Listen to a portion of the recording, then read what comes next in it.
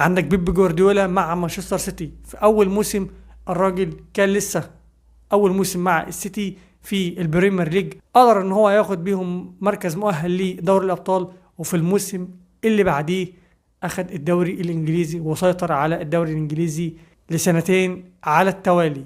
يورجن كلوب، مش هنعتبر ان الموسم او اول ما مسك ليفربول، عشان هو مسك ليفربول من شهر اكتوبر 2015، يعني يعتبر في نص الموسم، ولكن برضه في نص الموسم ده قدر ان هو يوصل لنهائي اليوروبا ليج ويخسره من اشبيليا، بغض النظر عن هو خسره بالتحكيم ولا لا، ولكن ده كان نجاح.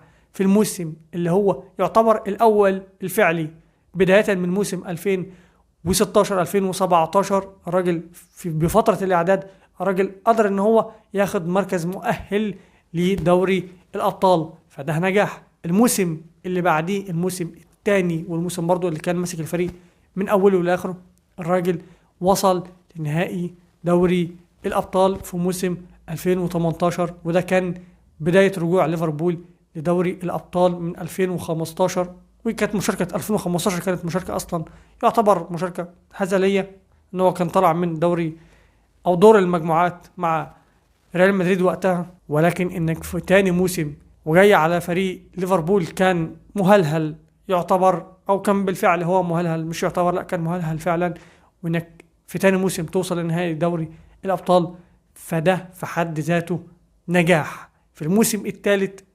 الراجل قدر ان هو يوصل لنهائي دوري الابطال لتاني مرة على التوالي، وقدر ان هو ياخد الدوري او دوري الابطال من توتنهام.